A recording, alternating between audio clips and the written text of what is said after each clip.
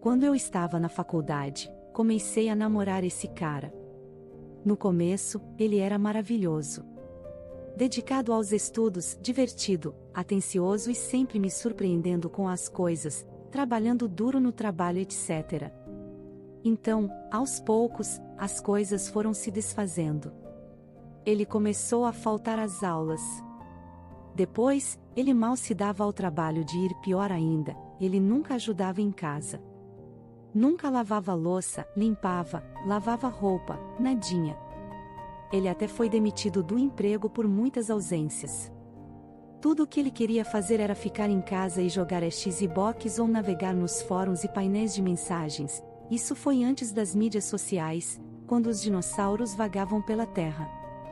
Isso me fez ter que fazer turnos extras, às vezes turnos duplos e triplos, enquanto ia para a aula e estudava. Mais tarde, descobri que esse era um padrão para ele. Ele era realmente dedicado a tudo o que ele colocava em seu coração, mas depois ficava entediado e voltava aos velhos hábitos ruins. Então ele encontrava uma nova paixão, e repetia. Eu sabia que deveria ter terminado o relacionamento muito antes, mas eu tinha esperança de que ele sairia dessa, que talvez fosse só o estresse do exame o afetando. Eu queria desesperadamente que as coisas voltassem a ser como eram. Mas não era para ser. Eu o peguei me traindo e o expulsei. Eu estava tão estressada com tudo que só no dia seguinte é que nossa conta poupança conjunta passou pela minha cabeça.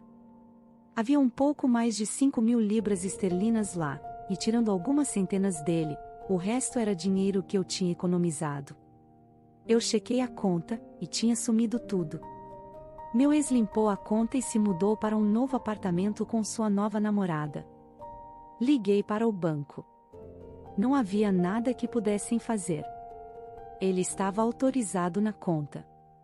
Entrei em contato com a polícia, eles me disseram que não havia nada que pudessem fazer, pois era uma conta conjunta, então nada criminoso havia acontecido. Eles sugeriram levar isso ao Tribunal Civil, mas disseram que eu provavelmente gastaria mais dinheiro do que receberia de volta em honorários advocatícios, então provavelmente não valeria a pena. Meu ex havia roubado 5.000 libras esterlinas e não havia nada que eu pudesse fazer sobre isso. Eu me senti um idiota. Fiquei ainda mais irritada quando vi suas postagens em vários fóruns se gabando de seus novos consoles de jogos, novas TVs e gadgets. Tudo comprado com meu dinheiro. Normalmente não sou uma pessoa vingativa. Mesquinha de vez em quando, claro, mas nunca quis me vingar tanto quanto naquele momento. E eu sabia exatamente como fazer isso. Quando eu era estudante, eu fazia trabalho temporário todo verão para ajudar a pagar meus estudos. Um desses empregos foi para uma agência de cobrança de dívidas. O trabalho era tão ruim quanto você pode imaginar, mas pagava muito bem, e era só por alguns meses. Meu ex estava se esquivando de dívidas por muitos anos, e ele estava muito orgulhoso desse fato. Ele também estava orgulhoso do fato de que sua dívida estava perto de ser prescrita e ele não tinha pago um centavo. Para aqueles que não sabem, no Reino Unido, os credores têm cerca de 6 anos para cobrar uma dívida, e então ela se torna prescrita. Isso significa que o dinheiro ainda é devido, mas os credores não têm uma maneira legal de fazer cumprir o pagamento, como usar oficiais de justiça. Meu ex estava há alguns meses de atingir o status de prescrita. No entanto, o que muitas pessoas não sabem é que fazer um pagamento dessa dívida é zero relógio. Se você pagar qualquer quantia, esses 6 anos começam do zero. Anteriormente, eu tinha usado meu conhecimento privilegiado para ajudá-lo a se esquivar da dívida. Agora, eu usaria para acertá-lo onde doía. No final do nosso relacionamento, eu estava cuidando de tudo, incluindo as dívidas dele. Eu tinha a papelada, então eu sabia a quem ele devia e quanto. Liguei para os credores dele. Fui honesto e disse que era um amigo ligando para fazer um pagamento em seu nome. Não fingi ser ele porque isso seria ilegal. Eles não tinham permissão para revelar nenhum detalhe, mas podiam receber o pagamento. Paguei o mínimo que pude em cada dívida, e cerca de 1 libra esterlina na maioria, mas uma tinha um pagamento mínimo de 1 libra esterlina e 50 centavos. Foram as melhores 8 libras esterlinas e 50 centavos que já gastei. Também me certifiquei de dar a eles seu novo endereço e detalhes de contato, assim como o endereço dos pais dele. Tendo trabalhado no negócio, eu sabia que eles não mudariam o endereço, já que eu não era o titular da conta, mas eles o anotariam. Eles tinham vários sistemas onde podiam procurar o nome dele naquele endereço e ver se algo aparecia. Se tivessem um resultado, eles mudariam o endereço. A armadilha estava armada. Tudo o que eu tinha que fazer era esperar. Alguns meses se passaram. Então aconteceu. Suas postagens nos fóruns passaram de ostentação sobre seu novo PC gamer para pânico sobre uma data de julgamento. Ele me ligou e implorou por conselhos. Eu disse a ele para se fuder. Vendo que eu não ajudaria, ele pediu conselhos nos fóruns. Um de seus amigos online disse a ele para não comparecer ao tribunal, dessa forma eles não poderiam processar sem ele lá. Foi um conselho terrível e 100% falso. Na verdade, não comparecer é uma das piores coisas que você pode fazer, especialmente em um tribunal civil. Isso estava ficando cada vez melhor. A data do tribunal chegou e passou. Meu ex, naturalmente, não foi. Algumas semanas depois, meu ex postou fotos de seu apartamento vazio. Os oficiais de justiça o limparam e levaram cada um de seus novos e brilhantes aparelhos e brinquedos. Além disso, ele acabou com vários CCJS, County Court Judgments.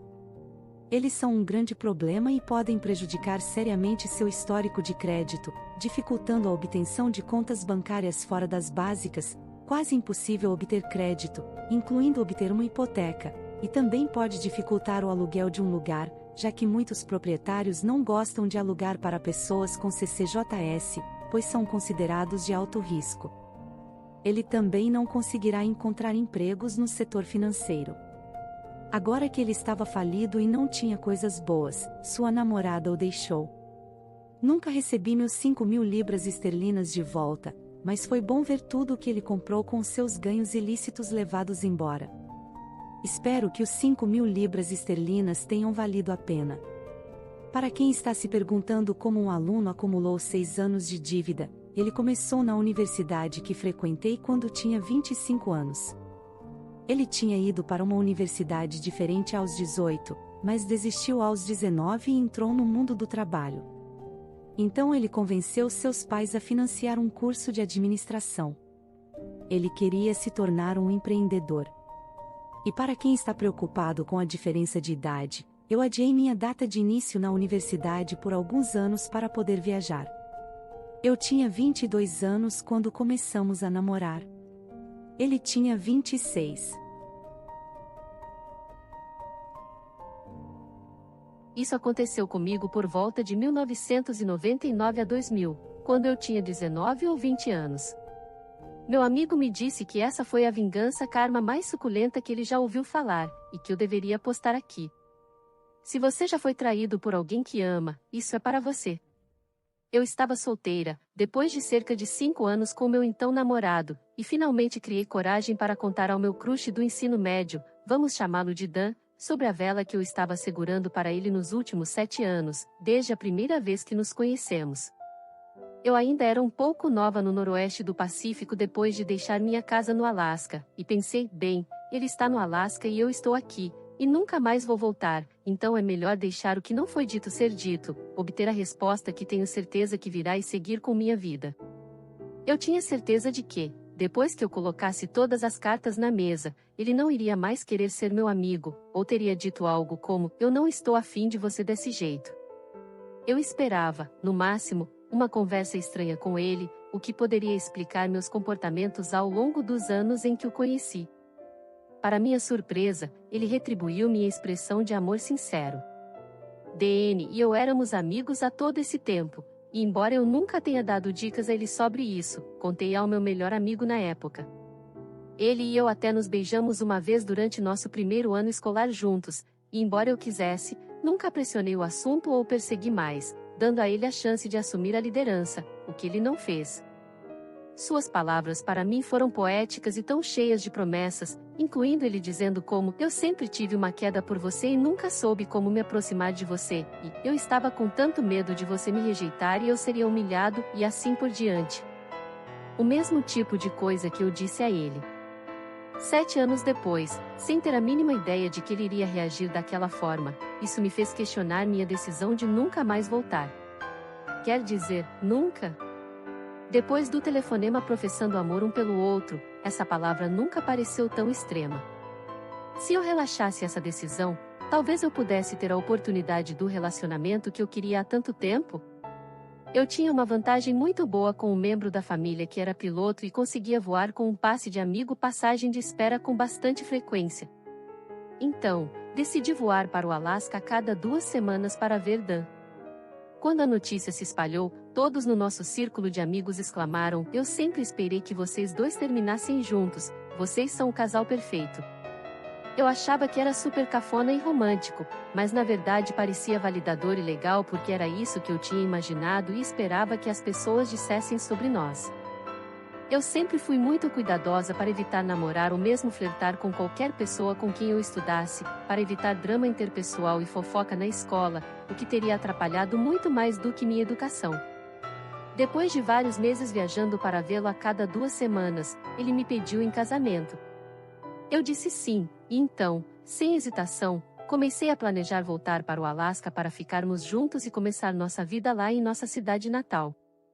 Fiz meus planos para a mudança, empacotando todos os meus pertences e enviando tudo o que eu tinha. Ainda bem que não era muita coisa, porque eu ainda era muito jovem e não tinha mobília. Dan e eu íamos morar juntos na casa dele, onde ele tinha um colega de quarto, vamos chamá-lo de BM, que eu nunca vou esquecer, e o motivo disso está chegando. Nos poucos dias antes do meu voo final de volta para Anchorage, comecei a me sentir meio enjoada e nojenta, e depois de vários dias assim, segui minha intuição e fiz um teste de gravidez. Descobri que estava grávida. E fiquei tão feliz que liguei para ele uma noite para contar. Já estava acontecendo uma festa na casa dele. Falei com Dan brevemente e disse: tenho uma novidade que quero compartilhar com você. E ele disse: mas primeiro tenho que te contar sobre essa garota artista muito legal. E ele me contou sobre uma garota que foi à festa, vamos chamá-la de Todd, sim, um apelido terrível usado apenas porque sou preguiçosa demais para pensar em uma sigla melhor, e me fez rir quando me ocorreu pela primeira vez. Fiquei irritada com a maneira como ele estava falando sobre ela, e percebi que não era a hora para uma grande revelação. Acho que disse ao Dan algo como: não faça nada de que você vá se arrepender. Ele me pediu para ligar para ele mais tarde para contar qualquer novidade, então eu disse que ligaria, e liguei. Horas depois, quem atendeu o telefone disse que Dan estava lá, mas não podia atender o telefone agora. Eu tive essa sensação horrível de embrulhar o estômago, porque eu já tinha uma intuição sobre o que estava acontecendo. O Dan não me retornou a ligação naquela noite. Liguei para ele na manhã seguinte, sem resposta. Fiquei de coração partido. Naquela noite, finalmente consegui falar com ele e o lembrei: tenho novidades, mas ele me interrompeu para dizer: tenho que te contar uma coisa, e meu estômago embrulhado agora estava se transformando em náusea. Ele admitiu que me traiu com Todd, enquanto eu tentava falar com ele na noite anterior. Desliguei o telefone na cara dele e vomitei.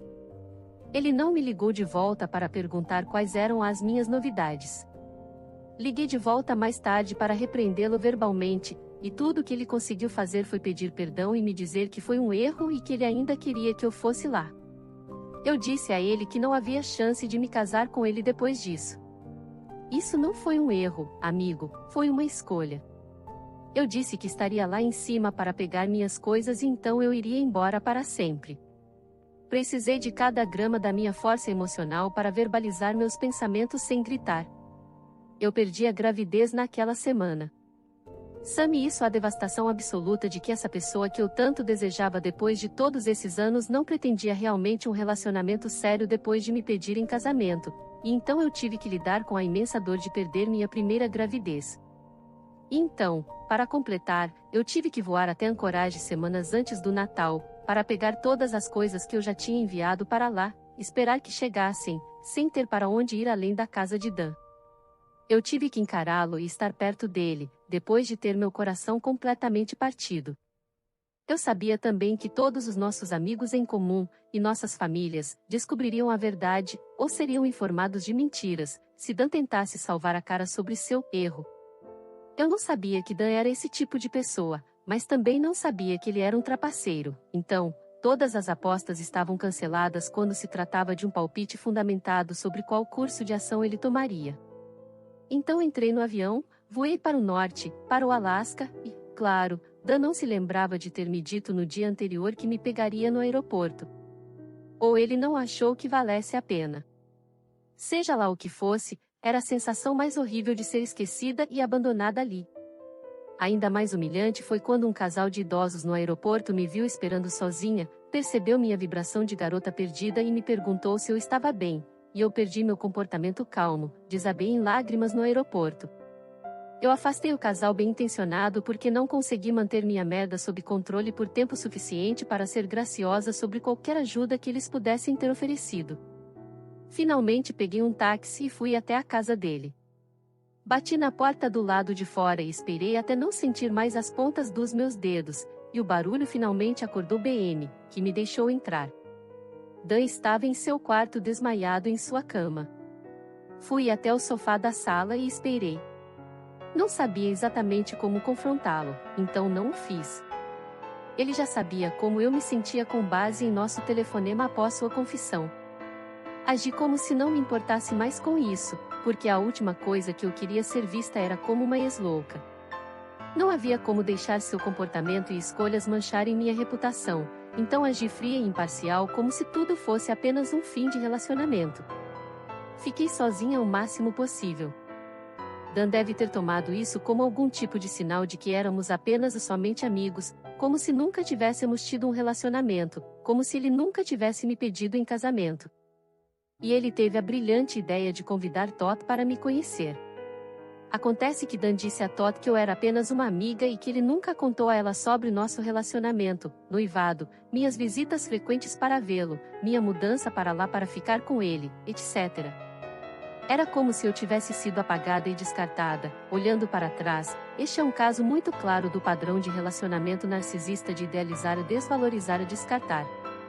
Cada momento entre chegar lá e ir embora parecia que era só eu chorando e me sentindo tão incrivelmente magoada que isso quebrou meu mundo inteiro.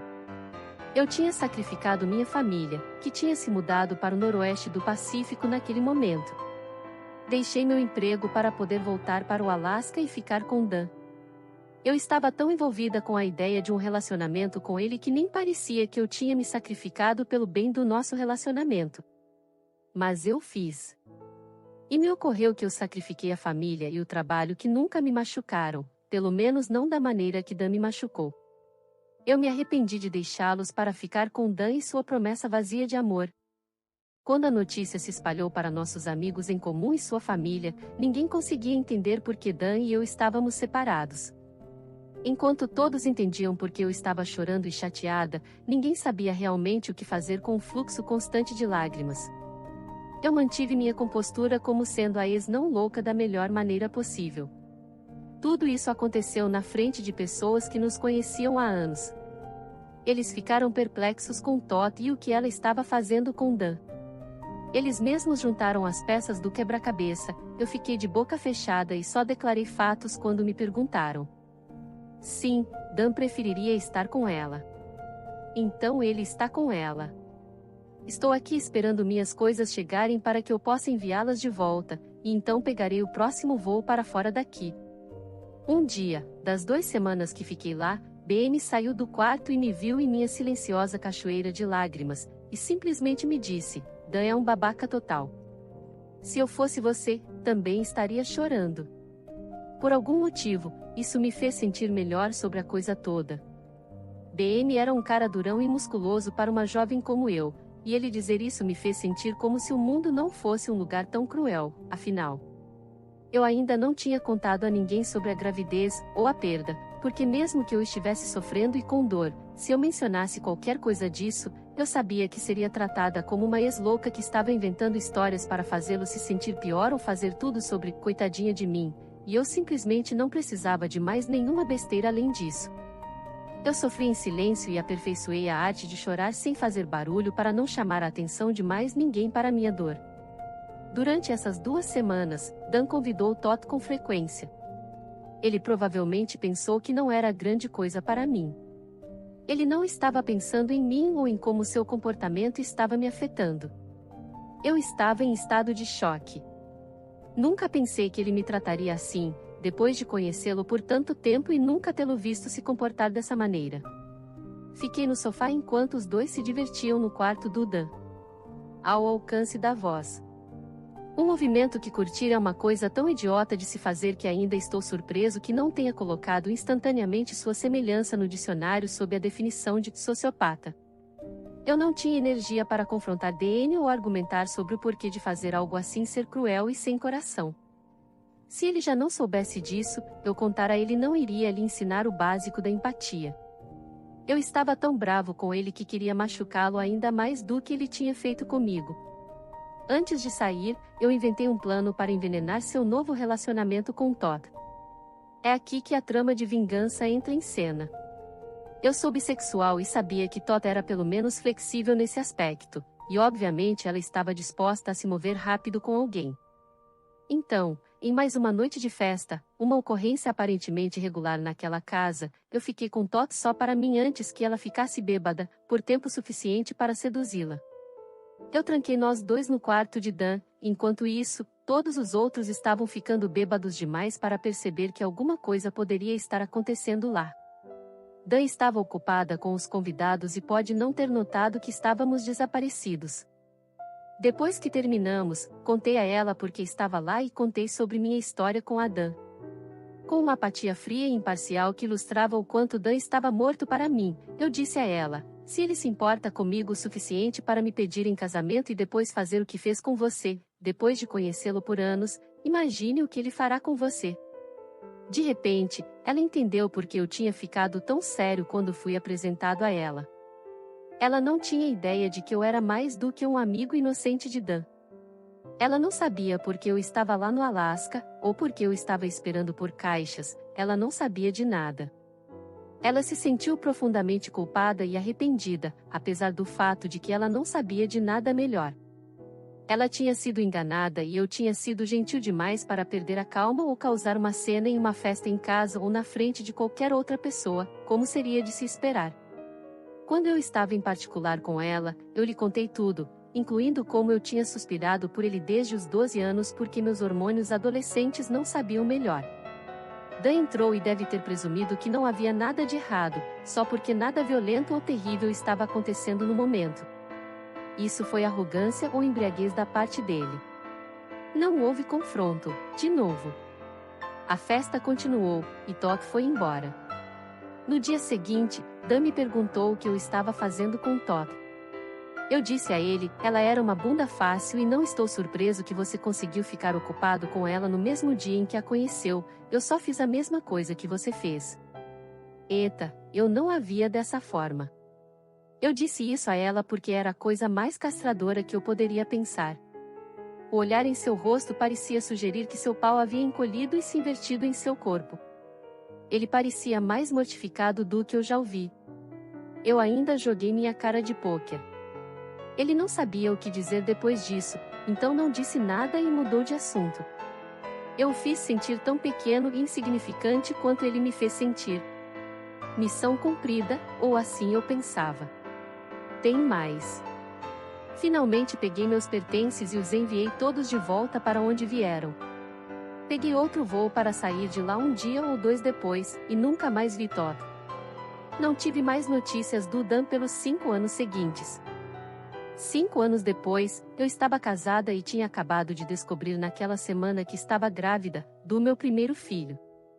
Recebi um e-mail do Dan, ele me localizou através das redes sociais em 2005. Ele disse que queria me encontrar, então eu o atendi com um telefonema, pensando que iria me gabar de ser casado e ter um filho ou algo assim. Dan me contou tudo sobre todo o karma que aconteceu depois que eu fui embora. Disse: você não enlouqueceu enquanto estava aqui. Mas o que quer que você tenha feito plantou uma semente que cresceu e se tornou algo que destruiu minha vida. Ele não disse isso palavra por palavra, mas quase isso. Acho que ele usou a palavra câncer em algum lugar. Talvez minhas intenções de vingar meu feto morto tenham convidado meus anjos da guarda a interceder na situação. Agora vou dizer todo o trabalho do karma, em ordem cronológica. Todd traiu com o melhor amigo dele e depois foi morar com o cara apenas 2 semanas depois que eu fui embora. Ai! Ele foi demitido do emprego na véspera de Natal. O chefe dele era outro amigo em comum que ouviu sobre o que ele fez comigo, decidiu que não queria mais o cara trabalhando na sua locadora de vídeo. Ai! O caminhão dele quebrou na frente de uma estação elétrica, foi apreendido. Ele não tinha dinheiro suficiente para tirá-lo, já que perdeu o emprego. Então ele perdeu o caminhão também. Ai! Isso é bem ruim quando você mora em um lugar como o Alasca, no meio do inverno. A família dele descobriu o que aconteceu comigo e o deserdou. Ai! Eu achei isso bem extremo. O que eles ouviram? Eu nunca descobri, mas simplesmente atribuí isso ao karma. Depois que Todd se foi, seus amigos restantes, sem surpresa, deram outra festa de bebedeira em sua casa. Só que dessa vez eles deixaram Dan bêbado, e então o espancaram e o jogaram para fora de sua própria casa em um acostamento de neve, e o trancaram do lado de fora. Ele se refugiou com um vizinho, mas depois teve que deixar o estado porque tinha sido rejeitado por todos os seus amigos restantes, não tinha família, emprego ou caminhonete, etc. e agora estava solteiro, sem nem mesmo um Todd para se apoiar. Quando conversamos, ele estava morando no Texas e repensando sua vida, e queria saber como eu estava depois que nossa amizade de noivado terminou. E foi então que decidi que era o momento certo de contar a ele sobre o bebê que poderíamos ter tido. E então, ilustres convidados, foi quando ele começou a chorar, e eu disse a ele o quanto era horrível para mim, sentir que eu não poderia ter contado a ele antes, pelos motivos que mencionei acima. E então eu ouvi seu choro feio e completo na outra linha. Ele estava soluçando na outra linha, e não conseguia parar de se desculpar. Ele disse: eu não fazia ideia de que você estava grávida. Senti uma raiva momentânea e indignada, e a sublimei com outro momento de cara de pôquer, em minha resposta prática e sem emoção. Nós fizemos sexo, então não é como se fosse impossível que isso acontecesse. Eu tentei te contar. Na época, era mais importante você confessar sua escolha horrível do que ouvir minhas notícias. Você não tinha ideia de que eu estava grávida porque não se importava em saber.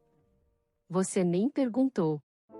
Mais soluços do outro lado da linha e mais pedidos de desculpas do que nunca ouvi de alguém na minha vida. Terminei nossa ligação dizendo: está tudo bem, eu não te odeio. Eu queria dizer: tenho pena de você, mas segurei minha língua. As coisas estão melhores para mim agora. Sou casada e acabamos de descobrir que estamos grávidas do nosso primeiro filho. De qualquer forma, foi muito bom conversar com você e descobrir o que aconteceu com sua vida. Lamento saber que tem sido difícil. Vamos manter contato. Ele não fez isso. Não sei por que ele se deu ao trabalho de me contatar em primeiro lugar, porque ele devia ter alguma ideia de como essa ligação iria acontecer, mas ele provavelmente não estava contando em descobrir que ele poderia ter sido pai, e nós poderíamos ter tido uma família juntos, se ele não tivesse partido o coração de alguém que realmente se importava com ele. Em retrospecto, aquele relacionamento não era nada mais do que eu confundindo seu charme, suas palavras e minha paixão e definhamento com amor verdadeiro. Passei tanto tempo me perguntando e questionando o que eu tinha feito para merecer que ele fizesse tudo aquilo comigo. O que eu não percebi foi que ele não fez nada disso por minha causa, ou para me punir por qualquer motivo. Ele fez tudo isso porque a única pessoa em quem ele estava pensando era ele mesmo. Levei muitos anos até aprender a identificar o comportamento narcisista e agora, olhando para trás, percebo que escapei por pouco de ficar presa no Alasca e me comprometer romanticamente com uma pessoa que tem pouca capacidade de empatia e não sente remorso quando faz mal a alguém. Aprendi a me vingar mantendo a elegância e a compostura, afirmando apenas os fatos, guardando minhas emoções para mim mesma e meu comportamento para mim mesma, apenas o tempo suficiente para plantar dúvidas no coração da nova outra mulher. 5 anos depois de ele ter partido meu coração, ele chorou o suficiente para encher uma garrafa com suas lágrimas, e minha satisfação as derramou sobre as flores no túmulo do nosso pequeno feto morto. Sinto muito, baby.